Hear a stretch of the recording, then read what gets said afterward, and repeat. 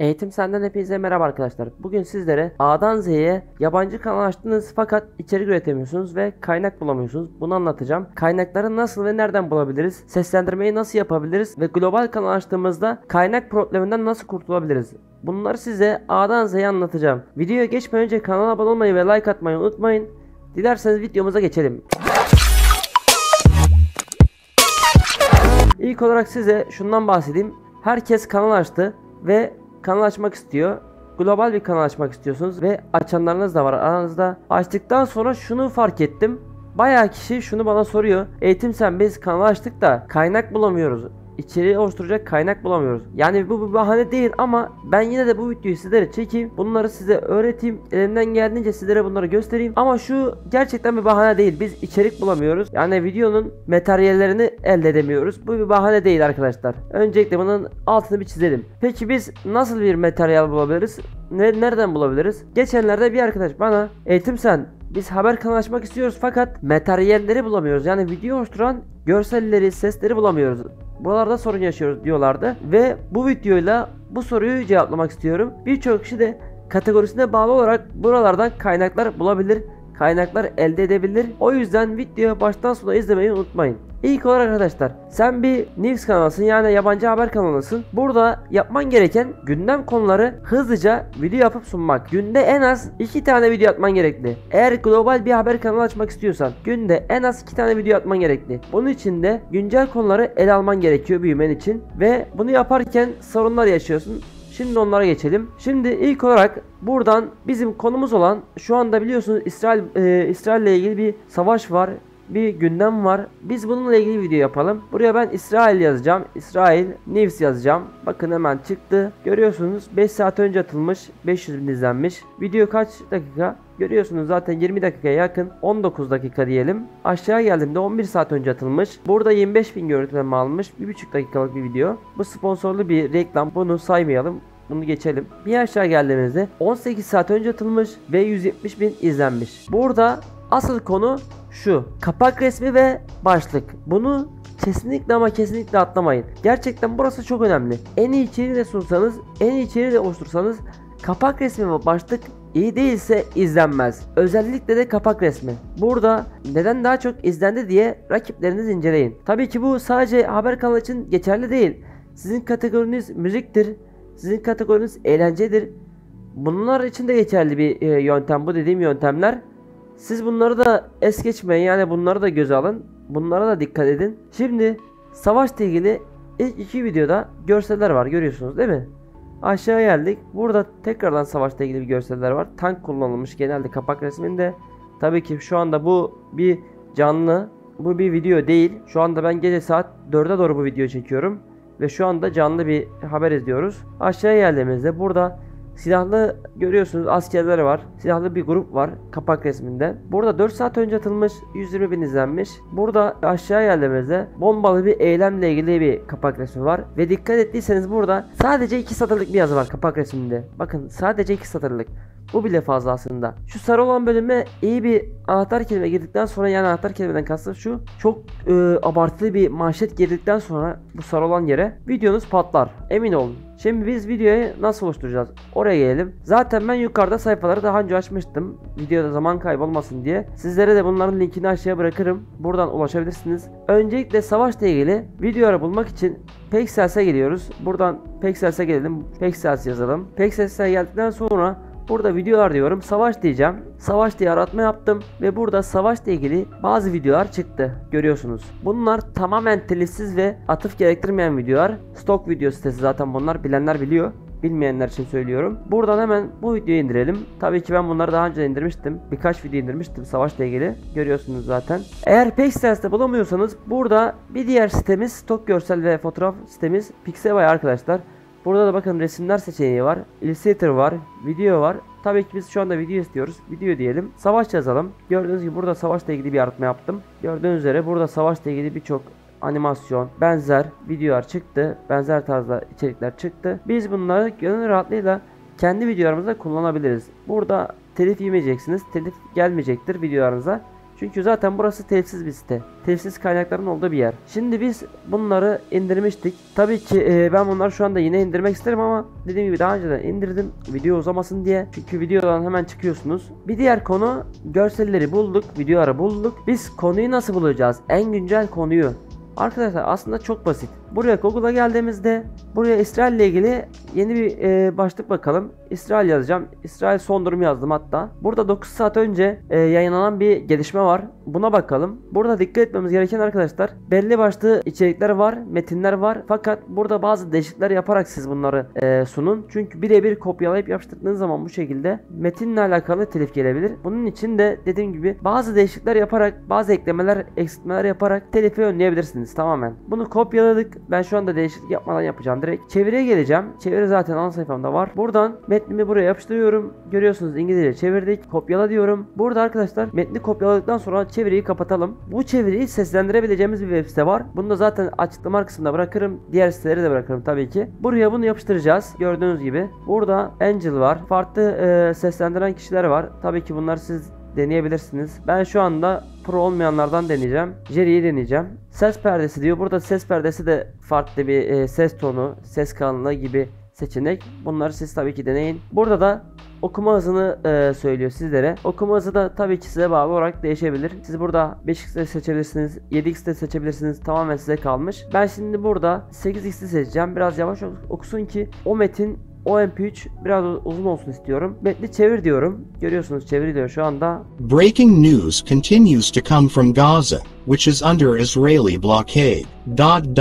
A scandalous call came from the USA. Gördüğünüz gibi sesimiz gayet temiz, gayet güzel. Buradan indir diyorum. Sesimiz gördüğünüz gibi iniyor.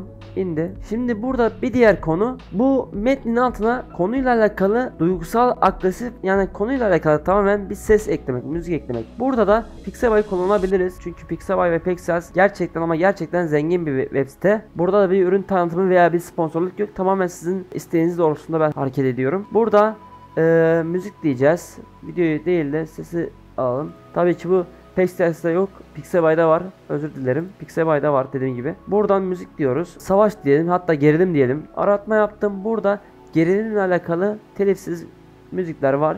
Bunları da kullanabilirsiniz. Birkaç tanesine bakacağım ben hemen.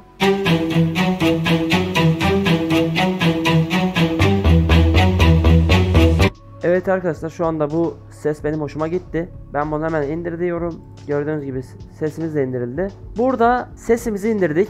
Videomuzun metnini sesi çevirdik. Onu da indirdik. Ve görselleri de sesi çevirip indirdik. Burada CapCut'a gireceğiz web sitesine. Ben şimdi yeni video oluştur diyorum. Şimdi arkadaşlar neden CapCut'ı kullanacağız? Bu arada YouTube formatını seçiyoruz. Bu arada neden CapCut'ın web sitesini kullanacağız? Bazı arkadaşlarımız şunu soruyor çünkü. Telefondan nasıl yaparız? Telefondan yapamaz mıyız? Gibi sorular alıyordum. Bu içerikle beraber sizlere telefondan da içerik üretmeyi kısaca anlatmış olmuş olurum. Şimdi arkadaşlar buraya indirmiş olduğumuz seslendirmeyi ve müziği ekleyeceğiz. Bunun için de medya diyorum. Buradan proje kısmına geliyorum. Yükle diyorum. Seslendirmiş olduğumuz metin burada gördüğünüz gibi.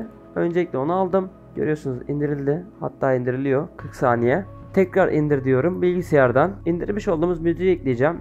Müziğimi de bir defa tıkladım. Aç diyorum. Müziğim de şu anda yükleniyor görmüş olduğunuz gibi. Tabii ki bunu siz sürükle bırak şeklinde yapabilirsiniz. Bu tamamen size kalmış. Ben şu anda hemen hızlıca göstermek amaçlı bu şekilde yapıyorum. Şimdi arkadaşlar seslendirmemizi alta sürükleyelim, timeline'ımıza. Sürükledik. Burada müziğimizi de ekleyelim. Aşağı ekledik hemen. Ekleyemedik. Tekrar ekleyeceğim. Evet. Şu anda ekledik. Bunu biraz yukarı alalım. Çünkü timeline'ımızı görelim. Şu anda hatta bunu sesini ayarlayalım. Temel diyeceğim. Ses düzeyini biraz düşüreceğim. Bir bakalım öncelikle ses ve konuşma nasıl, metin okuma nasıl? Breaking news continues to come from Gaza, which is under Israeli blockade. Biraz daha düşürelim. A scandalous call came from the USA regarding Gaza. Gayet güzel. Bu arada seslendirmemize gelip burada gürültü azaltmayı da seçelim. Bakın görüyorsunuz zaten. Çünkü sesimizin daha iyi olması daha iyi bir sunum demektir. O yüzden gürültü azaltmayı da aktif hale getirelim. Buradan konuyla alakalı videoları indirmiştim dediğim gibi biraz önce. Bunları da sürükleyip bırakalım. Gördüğünüz gibi sürükle bıraktık şeklinde hemen hızlıca yaptık. Şimdi dilerseniz videomuzu bir inceleyelim, bir izleyelim kısacası. Breaking news continues to come from Gaza, which is under Israeli blockade. A scandalous call came from the USA regarding Gaza, where the loss of life exceeded 8,000. Mesela bu kısımda bu kare, yani bu sahne çok fazla olduğu için bu kısımdaki sahneyi değiştireceğiz. Belli bir noktadan sonra, yani buradan sonra böl diyorum. Burayı sileceğim. Farklı bir sahne eklemek istiyorum. Çünkü izleyiciler sıkılmasın. Bu detayları da kaçırmayın. Buradan buraya ekleyeceğim bu sahneyi. Biraz boşluk olduğu için biraz daha sahne ekleyelim. Şunu ekleyelim. Bunu da şuradan bölelim. Böldük. Gördüğünüz gibi şu anda videomuz hazır. Bunu dışa aktar diyorum. İndir diyorum. Buradan çözünürlük, dosyadı. Bunlar tamamen size kalmış ama benden size tavsiye 1080 olarak indirin. Dosyada da savaş yazalım. 60 kare yapalım bunu da. Önerilen kalite yüksek diyelim. Dışa aktar diyorum. Görüyorsunuz zaten videomuz şu anda indiriliyor. Ardından indir dedik arkadaşlar. Şu anda videomuz iniyor. Gördüğünüz üzere. Videomuz indikten sonra sizlere bir defa daha göstereceğim ve videoyu sonlandıracağım.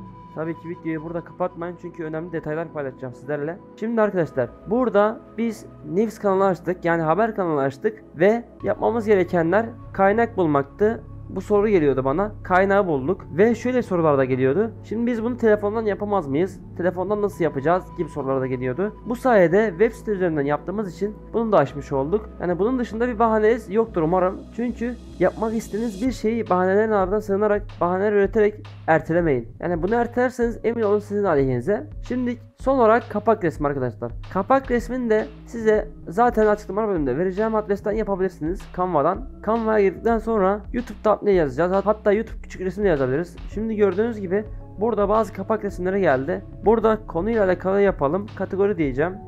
Burada sosyal medya. Burada istediğimiz kriterlerde bir kategori yoktur. O yüzden benzer bir kapak resmi olan bir kapak resmi seçelim. Mesela şunu ele alabiliriz. Burada zaten benzerleri mevcut. Tabii bunlar şu şekilde gözükenler, pro olanlar ücretli. Onları atlayalım. Bu ücretli olduğu için geçiyorum. Başka bakalım. Benzer kapak resimlerine bakalım. Hatta YouTube'dan önce. Tank var genelde. Enkaz yığını var. Yine tank var. Yani tankla ilgili bakalım. Biraz vaktinizi alacağım ama kusura bakmayın. Gerçekten bunu siz öğrenin diye yapıyorum. Aklınızda soru işareti kalmasın diye yapıyorum. Burada bulamıyoruz. Bunun için Pixabay'ın ana sayfasına dönelim. Burada savaş yazalım. Savaş yazdık. Arattık. Burada savaşla ilgili gördüğünüz gibi thumbnail'imizin arka planı çıkıyor zaten. Savaş tank yazalım. Tank yazalım buraya. Gördüğünüz gibi tanklar da çıktı. Burada şunu alabiliriz. Şunu alabiliriz. Evet, bu gayet güzel, başarılı. Bunu alalım. İndir diyelim. Hatta zaten burada Canva üzerinden düzenle bölümü var. Ona tıklayabiliriz. Tabii ki bu seçenek sizde yoksa indirin, Canva'ya yükleyin görseli. Oradan düzenleyin. Şimdi Canva'ya aktarılıyor. Şu anda kapak resmimiz hazır. Sadece bir iki değişiklik yaparak, bir insan figürü ekleyerek veya bir yazı ekleyerek kapak resmimizi de hazırlayabiliriz. Şimdi burada önemli olan kapak resmine dikkat çekici bir yazı yazmak. Google'a giriyorum. Çeviriye geliyorum tekrardan. İsrail tanklarla saldırdı yazalım. Gördüğünüz gibi şu anda İsrail tanklarla saldırdı yazdım. Kopyaladım. Canva'ya geliyorum. Burada metin ekle bölümüne geliyorum. Arka planımız zaten sarımtırak, turuncu gibi olduğu için burada beyaz bir yazı fontu seçeceğim. Beyaz olsun istiyorum çünkü daha göze hitap eden, göz alıcı olsun diye. Burada bu fontu seçiyorum. Üsttekini siliyorum. Alttakine de yapıştır diyorum. Şimdi bu karakterimizi biraz daha canlandıralım istiyorum. Büyütelim biraz. Şu alta alabiliriz, evet. Şimdi ben bunu efektler bölümünden biraz daha belirgin hale getireceğim. Hatta bunu biraz uzaklaştıralım sayfayı. Buradan dış ışımaya gelelim. Dış ışımaya geldikten sonra burada karanlık diyor, yani dış ışımanın rengini soruyor bizlere. Bunu siyah yapalım. Buradan yükseltelim. Gördüğünüz gibi bu yazıyı biraz daha büyütebiliriz. Çünkü biraz belirgin olmadı. Bunu iki satır haline getirelim. Şuraya alabiliriz veya şuraya alabiliriz. Yeter ki biraz büyük olsun ve konuyla alakalı olsun. Burası gayet iyi. Burada tabii ki siz insan efekti koyabilirsiniz. Gördüğünüz gibi burada seçtik. Yani bu tarz bir kapak resmi de yapabilirsiniz. Bu da sizlere ekstra bir tüyo olsun. Ben şu anda gerçekten özenmedim. Özenmiş olsam gerçekten daha iyi kapak resmi yaparım. Çünkü ben zaten Photoshop'tan yapıyorum. Eğer siz Photoshop eğitimi istiyorsanız bana yorumlar kısmında belirtin. Evet arkadaşlar, bunu da hemen paylaş diyorum. İndir diyorum. Gördüğünüz gibi kapak resmi de indiriliyor. Dediğim gibi bu şekilde siz kendiniz içeriğinizi üretebilirsiniz. Yani içerik üretmek için bahane üretmeyin. Çünkü dediğim gibi Eğer istiyorsanız her türlü yaparsınız. Evet arkadaşlar, bugün sizlere yabancı içeriği üretmek için kaynakları gösterdim ve nasıl yapabileceğimizi örnek olsun diye bir video halinde yaptım. Sizlere bunları tek tek anlattım. Umarım video faydalı olmuştur. Umarım fazla bir bahaneniz kalmamıştır. Başka bahanelere sığınmayın. Gerçekten burada içerik üretin. İçerinizin karşılığını emin olun alırsınız. Videoyu beğendiyseniz beğenmeyi, kanala abone olmayı unutmayın. Bir sonraki videoda görüşmek üzere. Hoşça kalın.